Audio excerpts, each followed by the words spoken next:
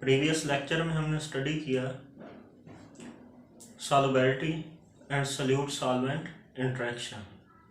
आज का जो हमारा टॉपिक है यह है effect of temperature on solubility, कि टेम्परेचर किस तरह से सॉल्युबिलिटी पर इफ़ेक्ट करता है और कौन कौन से ऐसे सॉल्यूट्स हैं, कौन कौन से ऐसे कंपाउंड्स हैं, कोवैलेंट आयनिक कंपाउंड्स जो वाटर में सॉल्युबल होते हैं, हीट रिक्वायर होती है या हीट रिलीज होती है। तो ये सारा कुछ आज हम स्टडी करेंगे। टेम्परेचर के इफेक्ट में तीन चीज़ें आती हैं। नंबर वन, कि कोई भी सॉल्यूशन हम बना रहे हैं, अगर हम टेम्परेचर देंगे सॉल्युबिलिटी इंक्रीज होगी इन सम केसेस, और दूसरी तरफ कुछ केस ऐसे हैं कि सॉल्यूट या कंपाउंड जो भी चीज़ हम वाटर के अंदर ऐड करते हैं, हीट देते हैं, तो सॉल्युबिलिटी डिक्रीज होती है। और नंबर तीन, कोई इफेक्ट नहीं पड़ता।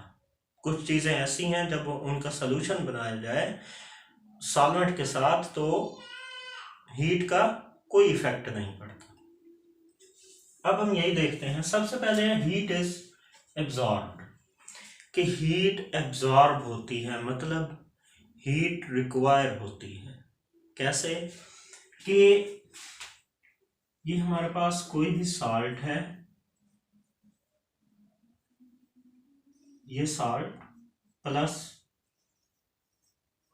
सॉल्वेंट प्लस हीट, ये बनेगा सॉल्यूशन। क्या मतलब हुआ कि हीट हमें रिक्वायर्ड है, हीट हमें देनी पड़ रही है। हीट देंगे तो सॉल्यूशन बनेगा।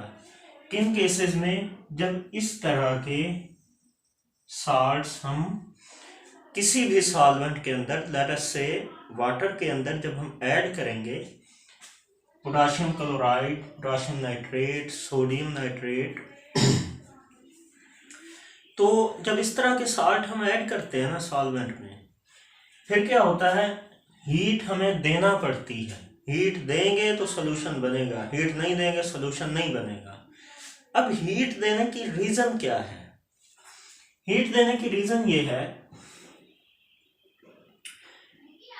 लेट अस KCl है, पोटाशियम क्लोराइड, इसके दरमियान जो अट्रैक्टिव फोर्सेस हैं, पोटाशियम और क्लोरीन के दरमियान जो अट्रैक्टिव फोर्सेस हैं, ये स्ट्रॉन्ग है। जब ये स्ट्रॉन्ग है तो इनको ब्रेक करने के लिए हमें हीट देना पड़ेगा। टेस्ट ट्यूब के अंदर लेट्स सपोज कि हमने KCl ऐड किया। जब हमने KCl ऐड किया तो KCl ऐड करके फिर सॉल्वेंट ऐड किया। जब हमने इसे शेक किया, स्टर किया, तो ये सॉल्युबल नहीं हुआ। क्यों? कि इसके दरमियान जो अट्रैक्टिव फोर्सेस थी वो बहुत स्ट्रांग थी।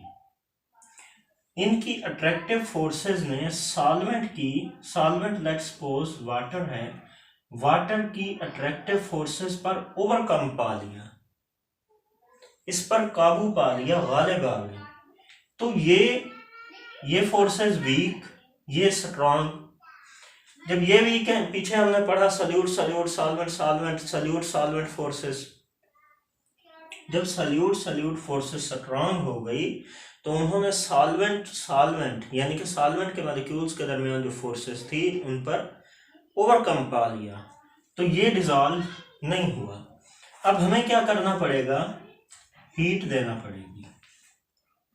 ठीक है, जब हम हीट देंगे ये हीट अब्सॉर्ब करता जाएगा। जब हीट अब्सॉर्ब करता जाएगा, जैसे ही ये सॉल्युबल होगा, टेस्ट ट्यूब हमारी कूल डाउन हो जाएगी, ठंडी हो जाएगी। क्यों ठंडी हो जाएगी? हमने टेम्परेचर दिया, ये हीट अब्सॉर्ब करता गया, हमने टेम्परेचर देना खत्म कर दिया, कट ऑफ कर दिया, तो हीट तो ये एब्जॉर्ब कर रहा है, ये सराउंडिंग की हीट एब्जॉर्ब करता जाएगा, उतना ज़्यादा सॉल्युबल होता जाएगा, तो सराउंडिंग का टेम्परेचर फॉल करेगा, डिक्रीज करेगा, तो हमें टेस्ट ट्यूब ठंडी फील होगी। नेक्स्ट केस है हीट इज रिलीज्ड। इस केस में क्या होता है, हीट देना नहीं पड़ती, जब सोल्यूशन बनता है तो हीट खुद ब खुद इवॉल्व होती है। कैसे? लिथियम सल्फेट है, इसका रिएक्शन कैसे बनता है, salt plus solvent gives us solution plus heat. ये सिस्टम हीट इवॉल्व करता है। इनके दरमियान जो अट्रैक्टिव फोर्सेस होती हैं,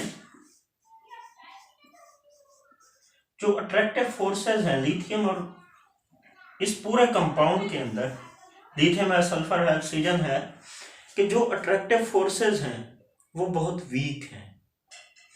जब अट्रैक्टिव फोर्सेस वीक हैं तो ये जल्दी जल्दी ब्रेक डाउन होगा, किसी भी सॉल्वेंट के अंदर जब डालेंगे ये जल्दी जल्दी ब्रेक डाउन होके आयंस में चेंज होगा। लेट अस से वाटर में ऐड करते हैं, कोई भी सॉल्वेंट है, इनकी जो अट्रैक्टिव फोर्सेस होंगी वो वीक होंगी, सॉल्वेंट की स्ट्रांग होंगी, सॉल्वेंट की अट्रैक्टिव फोर्सेस इन पे गालिब आ जाएंगी, ये इसमें सॉल्युबल हो जाएगा। अच्छा, ये सॉल्युबल होगा, हीट इवॉल्व होगी, क्यों कि इनके दरमियान अट्रैक्टिव फोर्सेस वीक थी, ठीक है, इसीलिए हीट इवॉल्व हो गई। जब हम इस सिस्टम को टेम्परेचर देते हैं तो सॉल्युबिलिटी इंक्रीज होती है, लेकिन जब हम इस सिस्टम को टेम्परेचर अप्लाई करते हैं तो सॉल्युबिलिटी डिक्रीज करती है। डिक्रीज क्यों करती है कि इधर इंक्रीज कर रही है सॉल्युबिलिटी, इधर डिक्रीज। नंबर वन, इसकी अट्रैक्टिव फोर्सेस स्ट्रांग है सॉल्ट की, इसकी अट्रैक्टिव फोर्सेस वीक है, ये हो गया। नंबर टू, कि सॉल्युबिलिटी डिक्रीज क्यों करेगी, कोई भी सोल्यूशन है हम उसे हीट देते जा रहे हैं, वो सॉल्युबल हो चुका है, हम उसे मजीद हीट दे रहे हैं, मजीद हीट दे रहे हैं, वो कंसंट्रेटेड हो रहा है, क्रिस्टल्स बन रहे हैं, जो सॉल्यूट हमने ऐड किया था उसके क्रिस्टल्स बन रहे हैं। जब क्रिस्टल बनेंगे तो मतलब सॉल्युबिलिटी डिक्रीज हो जाएगी। नेक्स्ट है नो चेंज अकर, कि कुछ सॉल्यूशंस ऐसे होते हैं कि जब वो तैयार किए जाते हैं टेम्परेचर का कोई इफेक्ट नहीं पड़ता। कैसे? सोडियम क्लोराइड, ये खाने का नमक जिसे अब आप कह लें, जब हम उसे वाटर के अंदर या किसी भी सॉल्वेंट के अंदर ऐड करते हैं तो रैपिडली डिसॉल्व हो जाता है, सॉल्यूशन बहुत तेजी से बना देता है। क्यों? अट्रैक्टिव फोर्सेस बहुत वीक होती हैं, मतलब इतनी ज्यादा भी वीक नहीं होती, नॉर्मल होती हैं। तो ये दोनों, ये स्पेस देता है, ये आयंस में चेंज हो जाता है बहुत जल्द, ये स्पेसेस देता है पॉजिटिव नेगेटिव, पॉजिटिव ये पार्शियल पॉजिटिव पार्शियल नेगेटिव की तरफ और पार्शियल नेगेटिव पार्शियल पॉजिटिव की तरफ चला जाता है और बहुत जल्द ये आपस में डिसॉल्व हो जाते हैं। अगर हम इसे दें हीट, हमने हीट अप्लाई की, ना सॉल्युबिलिटी डिक्रीज होगी ना सॉल्युबिलिटी इंक्रीज होगी।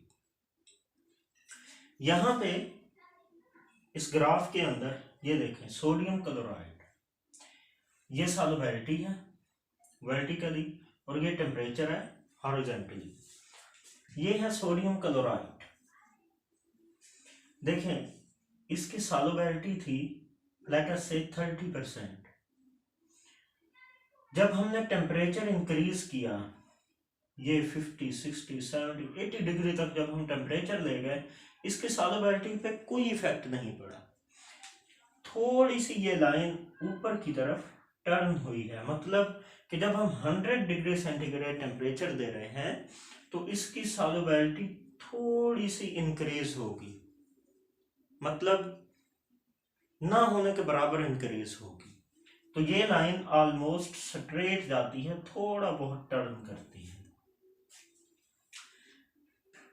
सोडियम नाइट्रेट, इसका यहां पे था, यानी कि 0 डिग्री पे इसकी सॉल्युबिलिटी कितनी थी, लेट अस से 70% थी। हमने टेम्परेचर इंक्रीज करके 40 डिग्री सेंटीग्रेड तक ले गए, इसकी सॉल्युबिलिटी मैक्सिमम हो गई। मतलब कि टेम्परेचर इंक्रीज करने से सॉल्युबिलिटी इंक्रीज हुई। जैसे सोडियम नाइट्रेट की हमने एग्जांपल देखी, कैल्शियम क्लोराइड, इसका भी वही है कि टेम्परेचर इंक्रीज थोड़ा सा किया, सॉल्युबिलिटी मैक्सिमम हो गई। और इसका पोटेशियम नाइट्रेट, इसका भी जब टेम्परेचर थोड़ा था जब टेम्परेचर ऑलमोस्ट 0 था तो सॉल्युबिलिटी बहुत थोड़ी थी, मतलब 10 to 20% थी। लेकिन जैसे ही हमने टेम्परेचर इंक्रीज किया 50 to 60 डिग्री सेंटीग्रेड, इसकी सॉल्युबिलिटी मैक्सिमम हो गई। अब इसके बरक्स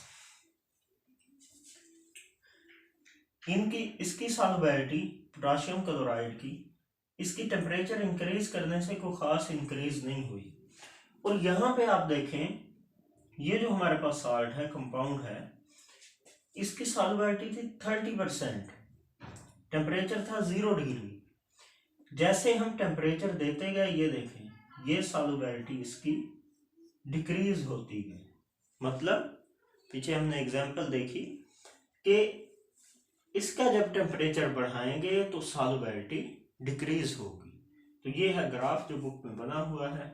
और ये हमारा आज का टॉपिक था, सेकंड लास्ट टॉपिक।